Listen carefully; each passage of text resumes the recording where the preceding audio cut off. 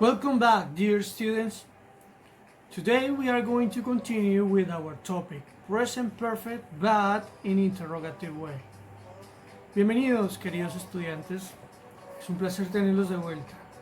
Hoy vamos a continuar con el tema del presente perfecto, pero en su forma interrogativa. ¿Qué debemos empezar diciendo sobre el presente perfecto en la forma interrogativa? Bueno, pues este tiempo verbal se utiliza para preguntar sobre las acciones que ocurren en un periodo determinado del tiempo, pero que estas acciones aún no han concluido.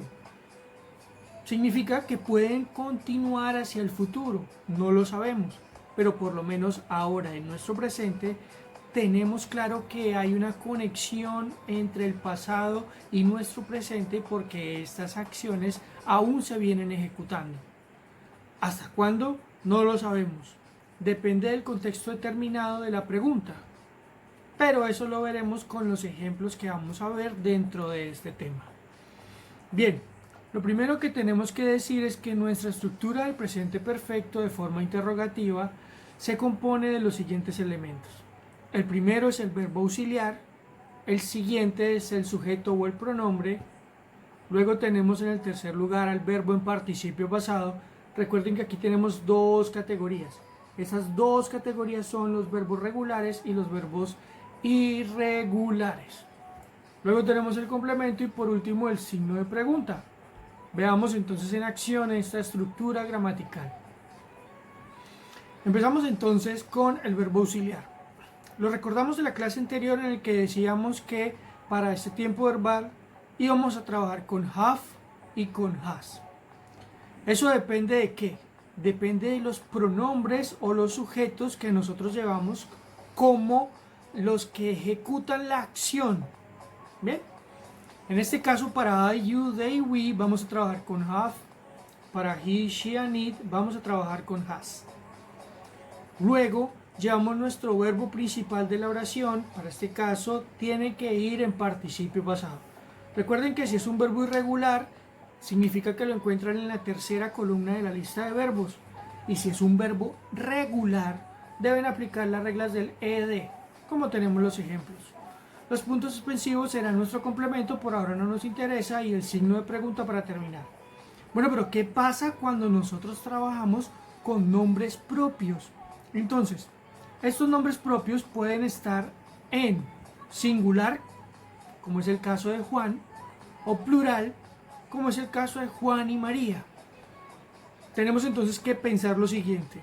Juan se consideraría una persona en singular como he. Sí, es correcto. Por lo tanto, el verbo auxiliar que debe empezar para la pregunta en ese caso será has.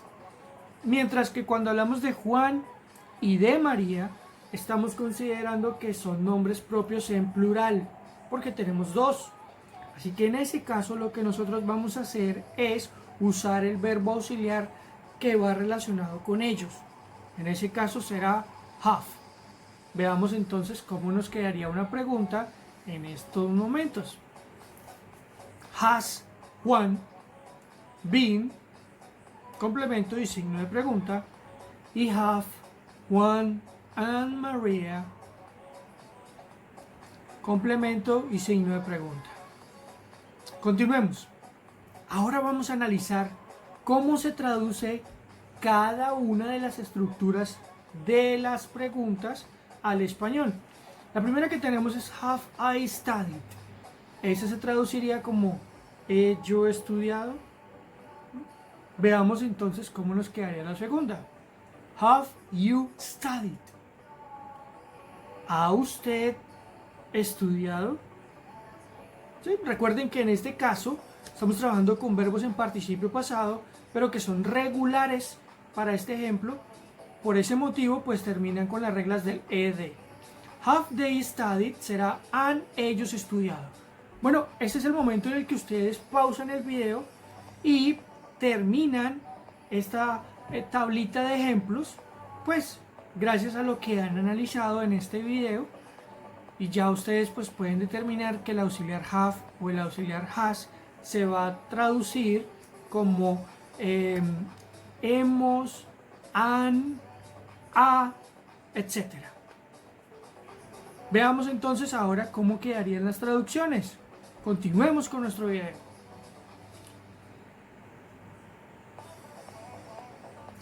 Bien, entonces las que ustedes debían terminar eran have we studied, que es hemos nosotros estudiado, has she studied, ha ella estudiado, has he studied, ha él estudiado, has it studied, ha eso estudiado, etc. Recuerden de dónde apareció ese studied. Pues el verbo estudiar en infinitivo se escribe con Y, pero cuando se transforma a pasado y a participio, hay una regla que nos dice que cuando el verbo es regular y termina en consonante más Y, se elimina esa Y y en su lugar ponemos I latina ed. No olviden estudiar esas reglas si no las tienen muy claras. Se encuentran en el video anterior. Bien, continuemos entonces con nuestra forma interrogativa de presente perfecto. Ahora tenemos unas oraciones que quiero que ustedes vean en pantalla, pausen el video y empiecen con ayuda de su diccionario y su lista de verbos irregulares a traducir las siguientes frases o preguntas al inglés. La primera es yo he estudiado suficiente, la segunda es ha ella visto esa fotografía, la tercera es ha él olvidado mi nombre, etcétera, etcétera, etcétera. Son 10 sencillas preguntas y hay que traducirlas del español al inglés. Bien, tomémonos unos minutos y las resolvemos.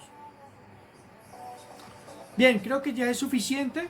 Ahora veamos las respuestas y analizamos cómo nos quedan estas oraciones, estas preguntas de presente perfecto en inglés.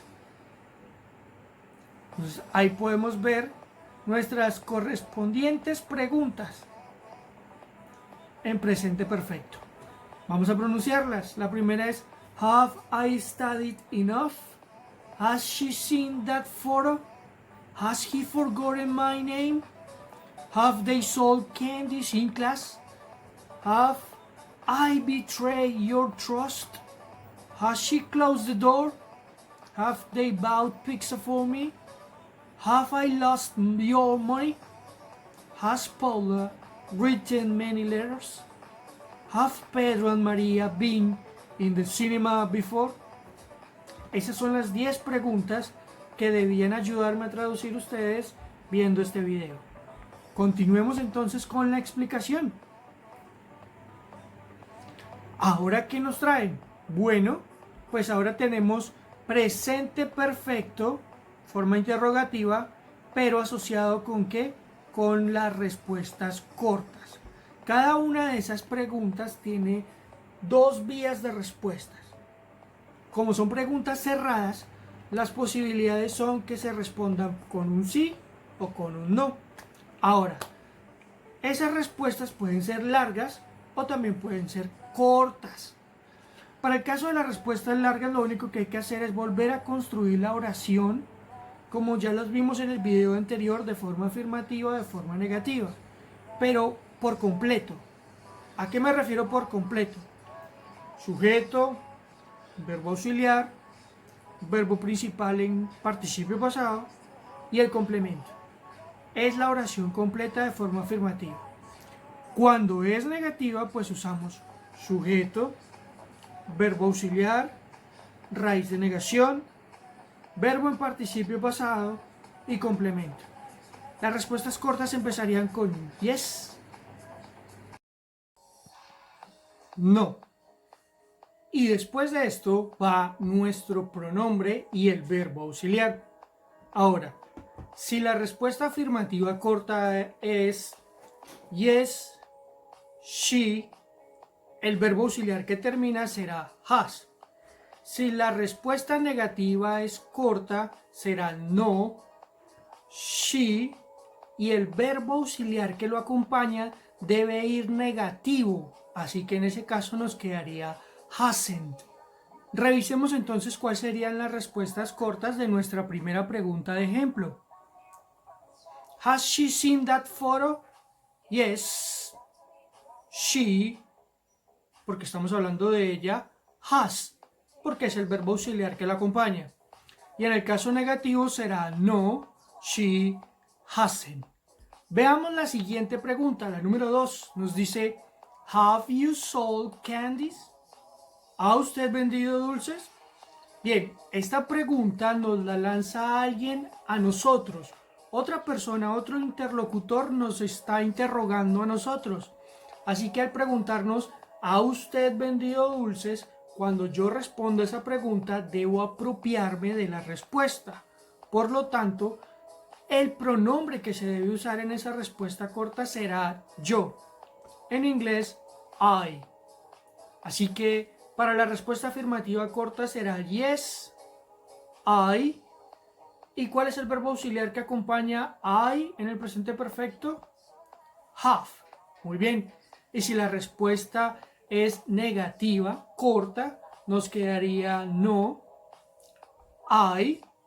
Y el verbo auxiliar negativo. ¿Cuál sería ese verbo auxiliar negativo que acompaña a I? Haven't. Muy bien.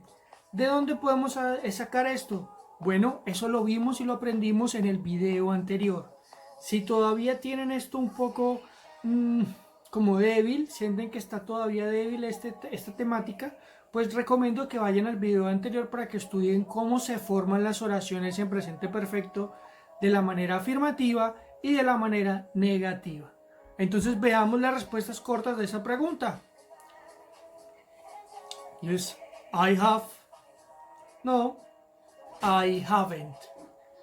Muy bien.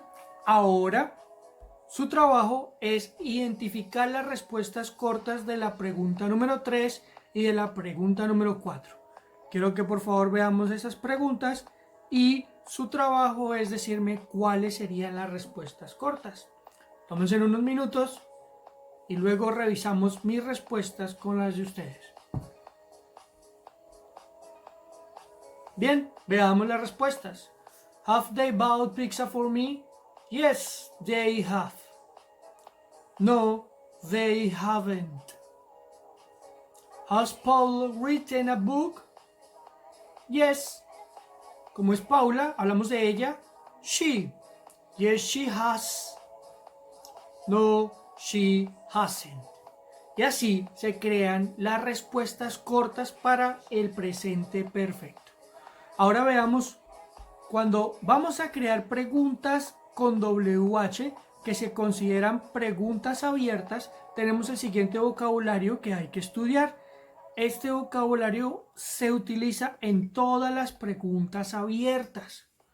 ¿A qué me refiero con preguntas abiertas? Bueno, las preguntas abiertas son aquellas que la respuesta no necesariamente es la misma para cualquier persona a la que se le formule la pregunta.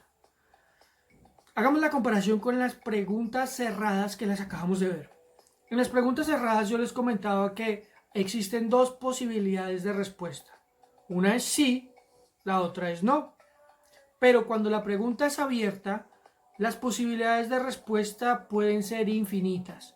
Dependen de la persona a la cual se le haya formulado la pregunta. Cuando yo le pregunto cuál es su comida favorita, la persona me puede responder que es pasta, lasaña, pollo, carne, verduras, etcétera, etcétera, etcétera. No hay un tipo de respuesta predeterminada. Pero si yo le pregunto a la persona, ¿a usted le gusta el pollo? La persona puede ya, desde el momento de la formulación de la pregunta, decirme que sí le gusta o que no le gusta. ¿De acuerdo? Así que al ser una pregunta cerrada, siempre vamos a tener esas dos posibilidades de respuesta sobre la mesa. Pero cuando son preguntas abiertas, las posibilidades de respuesta son infinitas. Dependen de la persona a la que se le haya formulado la pregunta. ¿Qué tipo de WH vamos a usar? ¿Cuáles debemos aprendernos? Bueno, este WH, como les dije, se repiten en todos los tiempos verbales. La primera es what, que traduce qué o cuál. La segunda es which, también traduce cuál. ¿Cómo hacemos para saber entonces cuál es la diferencia entre las dos? Bastante sencillo. Nosotros utilizamos what cuando, como las personas que estamos formulando la pregunta, creemos que solo existe una posibilidad de respuesta. ¿sí? No podemos estar 100% seguros de si existe solo una posibilidad de respuesta, pero desde el comienzo nosotros nos imaginamos que solo se podría responder con una sola cosa. Ejemplo, ¿cuál es su color favorito? ¿Sí? Cuando yo hago esa pregunta, yo inconscientemente creo que la persona solamente tiene un color favorito. Posiblemente tenga más de uno, pero inconscientemente parto desde el punto de que la persona debe tener como mínimo un color favorito. Así que la respuesta ahí puede ser, no, mi color favorito es el azul, mi color favorito es el rosado, etc. Ese es el momento en el que se utiliza what para iniciar la pregunta. Cuando yo creo que solamente existe una probabilidad de respuesta. Ahora, ¿qué pasa cuando vamos a usar which? Bueno, pues which se utiliza cuando yo, como el que estoy formulando la pregunta, creo que hay más de una posibilidad de respuesta. Y ojo, yo como el que está formulando la pregunta, puedo ofrecerle las posibilidades de respuesta a mi interlocutor, es decir, a la persona que me escucha. ¿Cómo puede pasar esto? Bueno, pues supongamos que yo tengo aquí estos elementos y yo le digo a la persona, ¿cuál le gusta más? Yo le estoy brindando las opciones de forma visual y le pregunto, ¿cuál le gusta más? En ese caso, yo ya sé que existen tres alternativas. Al haber una pluralidad de alternativas, entonces la opción que debo usar en la pregunta para formularla correctamente en inglés es which. Otra forma, sin mostrar las alternativas de respuesta, es cuando yo dentro de la pregunta las incluyo. Como por ejemplo, ¿cuál es su bebida favorita? ¿El café o el té? En ese caso yo estoy ofreciendo las alternativas de respuesta. Y como sé que hay más de una, por ejemplo, el ejemplo que acabo de decirles solamente habían dos, el café o el té, automáticamente debo formular mi pregunta con which, no con what. Espero que les haya quedado claro. Continuemos. La tercera es where, que traduce dónde, pero también se puede encontrar en el diccionario como en dónde. Tenemos who, que traduce quién, when, que traduce cuándo, why, que traduce por qué, y que esta pregunta va conectada con su respuesta iniciando siempre con because, que también traduce por qué, pero no se escribe igual que la pregunta, ¿no? La pregunta por qué va separada con tilde en la E, mientras que el conector o la conjunción because se traduce como por qué y va pegada sin tilde en la E. Luego tenemos how, que se traduce al español como, y nos deriva aquí otras dos preguntas que son muy interesantes. Una es how many, que traduce cuántos, y la otra es how much, que traduce cuánto. ¿Cómo saber cuándo se utiliza how many, cuándo se utiliza how much? Bueno, how many se utiliza cuando yo estoy hablando o quiero interrogar sobre artículos que son contables. ¿A qué me refiero con artículos contables? Son artículos que fueron fabricados o que desde su propia naturaleza vienen en unidades de uno y yo las puedo contar en plural. ¿A qué me refiero? Por ejemplo, un marcador, dos marcadores, tres marcadores. Fueron fabricados de esta forma para que yo los pueda considerar en unidades de uno y se pueden pluralizar. ¿Qué otras vienen de naturaleza así? Muchas frutas. Una manzana, dos manzanas, tres manzanas, etc. Entonces estos artículos se consideran contables porque fueron fabricados en unidades de uno y cada unidad va a ser similar o exactamente igual, o que desde la naturaleza vienen de esta manera. Mientras que los incontables, por su esencia, no fueron fabricados o no fueron concebidos por la naturaleza de una manera que se puedan cuantificar en unidades de uno. Entre estos encontramos los líquidos. Por ejemplo, yo no puedo llegar con mi mano y tomar a cualquier líquido y decir esta es un agua, o esta es una limonada, o esta es un gas, o este es un aceite, o este es un aire. No, no se puede, porque desafortunadamente por su naturaleza no se puede medir ni contar en unidades de uno desde su base, desde su principio. Para poderlos medir o para poderlos contar existen unas palabras que se llaman quantifiers. Estos quantifiers lo que hacen es darles unas medidas a estos productos que son incontables desde su propia naturaleza, como pasa con, por ejemplo, con los líquidos, ¿sí? Nosotros podemos decir una onza, un mililitro, un litro, etcétera. Pero por sí solos, yo no puedo decir un agua, dos aguas, tres aguas. Aquí encontramos un caso muy particular y es el hecho de el dinero. Podemos confundirnos porque en español podemos pensar que el dinero es contable, pero no. En el inglés, el dinero no es contable. Lo que es contable para el inglés son las monedas, los billetes, las tarjetas débito, las tarjetas crédito, porque estas vienen en una naturaleza que yo las puedo manipular y las puedo contar en unidades de uno hasta volverla en plural. Ejemplo, una moneda, dos monedas, tres monedas, un billete, dos billetes, tres billetes, una tarjeta, dos tarjetas, tres tarjetas, etc. Pero cuando se habla de dinero, el dinero es la entidad global que abarca todos estos tipos de transacción que nos permiten a nosotros consumir bienes o servicios, ¿sí? Entonces el dinero abarca todo esto, monedas, billetes, tarjetas, criptomonedas, etc. Al ser una entidad tan grande, entonces en el idioma inglés se considera que es incontable porque no se pueden poner en plural. No se puede decir en inglés un dinero, dos dineros, tres dineros. ¿De acuerdo? Entonces siempre que hablemos de dinero, la palabra money, la vamos a considerar incontable. Pero si hablan de billetes o monedas o tarjetas, se considerarán contables. Continuemos entonces. Ya sabemos, ya hemos explicado cuál es la diferencia entre estos WH questions. ¿Cómo es la estructura del WH?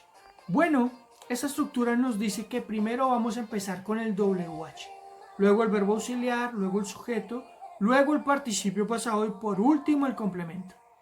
Para este ejemplo de la estructura vamos a empezar con where. Aquí entonces tenemos dos variables. Una cuando el verbo auxiliar es have, ¿sí? Otra cuando el verbo auxiliar es has. Luego llevamos nuestro sujeto. ¿Cuáles trabajan con have?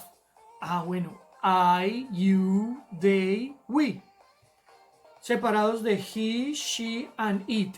Recuerden, separados, porque para unos trabaja have, para otros trabaja has. Después va verbo en participio pasado. Pueden ser verbos regulares o pueden ser verbos irregulares. Ya ustedes conocen cómo hallarlos. Complemento que pues para esta estructura no será tan importante y por último signo de pregunta. Pero ¿qué sucede cuando nosotros estamos hablando con nombres propios en singular o en plural? Ejemplo, yo voy a mencionar a Lina y luego a Lina y Sebas. Cuando yo menciono a Lina, estoy hablando de una persona en singular, solo uno. Así que para este ejemplo, Lina se podría considerar como she, correcto, she, ella. Así que el verbo auxiliar que debe trabajar con los nombres propios en singular será has. Lo podemos ver ahí en la estructura en pantalla. Pero para el caso de Lina y Sebas, significa que estamos hablando de dos personas, dos. Entonces es como si habláramos de, correcto, they, como si habláramos de ellos, they. Así que el verbo auxiliar correspondiente para esta pregunta, cuando sean nombres propios en plural, será have. Veamos entonces en acción esta estructura con WH. Where has Lina studied French? ¿En dónde ha estudiado Lina francés? Y si fueran más de 2 personas, where have Lina and Sebas studied French? ¿En dónde han Lina y Sebas estudiado francés? Continuamos entonces con la siguiente parte del video. Este es el momento en donde ustedes deben ver las oraciones que están en pantalla y ayudarme a traducirlas. Son preguntas con WH, así que se encuentran en la estructura que acabamos de ver. La primera es ¿dónde ha estado ella? La segunda es ¿por qué hemos nosotros comprado tantos juguetes? La tercera es ¿cuántos estudiantes ha entrevistado hoy? La cuarta es ¿cuánto dinero ha ganado este año? Perdón, ¿cuánto dinero ha ella ganado este año? La quinta es ¿por qué ha usted cantado esa canción? La sexta es ¿cuándo han ellos hecho las actividades de tarea?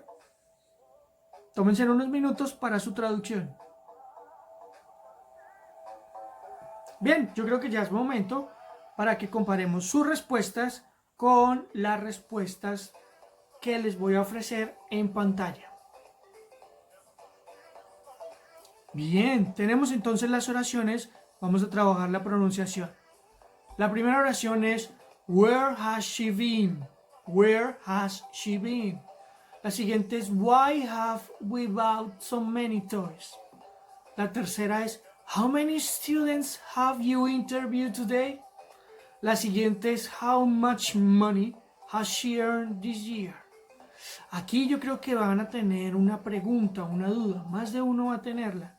Es ¿por qué el profe no utilizó el verbo ganar? Win. Bueno, pues resulta que cuando se habla de dinero, de que usted gana dinero por medio de su trabajo o una transacción de productos y servicios, el dinero se considera ganar con el verbo earn, verbo regular, earn.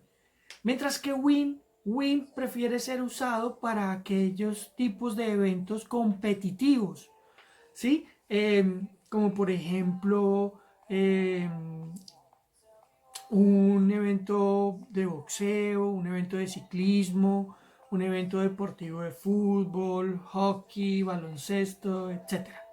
Entonces ahí usted dice ganar, pero porque fue de forma competitiva con varios equipos, ¿sí? Pero en el caso del dinero, pues aquí podemos asumir que usted lo ganó por su trabajo, por su labor. Así que en ese caso, ganar será earn, verbo regular, no lo olviden. El siguiente es Why have you sung that song? Y la última es When have they done the homework activities? Continuemos.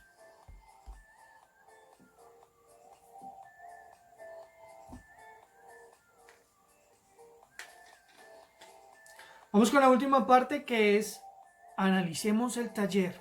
¿Cómo serán las preguntas del taller? Bueno, empezamos aquí. Lo primero es que debemos usar las palabras que están dentro de los paréntesis para crear preguntas en presente perfecto. ¿Sí? Básico. Las preguntas pueden ser de estructura de preguntas cerradas o de estructura de preguntas abiertas. Ya esto lo analizamos, cuáles son las diferencias entre las preguntas cerradas y las preguntas abiertas en este mismo video. Ahora, veamos la primera. La primera nos dice que hay un espacio, dice the letter, la carta. Y el verbo es receive, verbo recibir. Verbo regular que no van a encontrar en la lista de verbos. ¿Cómo hago entonces para completarla? Difícil. Bueno, analicemos la respuesta. La respuesta nos dice no, I haven't. Ah, la otra persona respondió no. Yo no la he recibido. Eso significa que la persona que formuló la pregunta se la formuló directamente a esa persona. Así que el pronombre que tenemos que usar es usted, usted. Entonces ya sabemos que el pronombre es usted, así que el verbo auxiliar que debe ir con usted en ese caso será have. Ya tenemos entonces el inicio de la pregunta, have. Luego tenemos el pronombre you. Y ahora el verbo que está en el paréntesis. Les mencioné que el verbo era regular, ¿cierto? Entonces, para transformarlo en participio, ¿qué es lo único que debemos hacer? Es correcto. Ese verbo tiene que llevar una D. Solo la D, porque si se dan cuenta el verbo originalmente ya terminaba en la vocal E. Así que nos debe quedar have you received the letter. Veamos la respuesta en el video.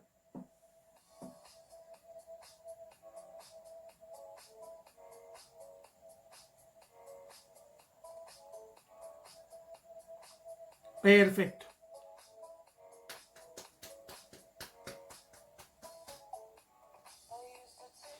Analicemos la número 2. En la número 2, pues nos están diciendo ya el pronombre y el verbo. Así que sabemos que si el pronombre que se debe utilizar en la pregunta es you, el verbo auxiliar que va con you para las preguntas es have. Ya pueden ver que adelante hay un WH question, ¿sí? Where. Ya conocimos que después del where va el verbo auxiliar. Ya puse ahí el have. Después que va el pronombre. Y por último, el verbo en participio pasado. Así que eso nos quedaría where have you been? Y esto es la pregunta formulada en presente perfecto. El resto de las oraciones depende de ustedes. Vamos con el siguiente ejercicio. El siguiente ejercicio del taller es complete the sentences with a verb from the box. Complete las oraciones con un verbo de la caja. Los verbos que están dentro de la caja están en infinitivo. Su trabajo es identificarlos, saber si son regulares o irregulares y transformarlos en participio pasado antes de usarlos dentro de los espacios. Por supuesto, dentro de los espacios no están los verbos auxiliares. Esos verbos auxiliares tienen que ponerlos ustedes. O have o has antes de usar el verbo. Así que tienen que analizar muy bien la oración. Pero este punto tiene algo más interesante, que le pone un grado de dificultad un poquito más alto. Y es el detalle de que aquí hay para completar con cualquier tipo de oración. Dice oraciones, no nos dice que son todas preguntas, no. Nos dice oraciones, así que hay que considerar que en este momento se debe completar con los verbos, con los auxiliares, pero puede ser afirmativo, negativo o interrogativo. Veamos la número 2. Primero nos dice yo, luego nos dice some new shoes, unos zapatos nuevos. Entonces la oración está afirmando. Automáticamente sé que el verbo auxiliar que va con I, es have. Como nos dice zapatos nuevos, el verbo que tiene más sentido es el verbo comprar. Así que lo usamos en participio pasado y nos queda I have bought some new shoes. Veamos la número 4. Sí, la número 4 nos dice, la primera parte, I'm looking for Paula. Estoy buscando a Paula. ¿Sí? Yo estoy buscando a Paula. Punto seguido. Luego hay espacio, you, espacio, her. ¿Qué vemos al final? Sí, al final tenemos un signo de pregunta. Así que sabemos que esa oración es interrogativa. Veamos. Como es interrogativa, entonces es una pregunta que se considera cerrada. ¿Qué debemos poner al principio en la estructura de preguntas cerradas? El verbo auxiliar. ¿Cuáles son los verbos auxiliares de presente perfecto? O have o has. Como el pronombre es you, eso significa que el verbo auxiliar que yo debo usar es correcto, have. Have es el verbo auxiliar que yo debo usar. Y ahora lo que tengo que entender es cuál será el verbo que debe completar esa pregunta. Bueno, en la primera parte me decía, estoy buscando a Paula. Estoy buscando a Paula. La pregunta puede ser, ¿a usted o la a usted? Correcto. El verbo que debe usar es ver. ¿La ha usted visto? Utilizo el verbo ver. Ya miramos que se encuentra dentro de la lista de verbos y es un verbo irregular y en su tercera columna aparece sin. tachamos ese verbo ahí arriba porque no se pueden volver a usar. El verbo que ya ponemos ahí no se puede volver a usar. Y el resto de las oraciones queda en sus manos. Tienen que leer muy bien las oraciones para entender el contexto y saber si la oración es afirmativa, negativa o interrogativa. Ustedes pueden, muchachos. Creo que con esto terminamos la clase de hoy.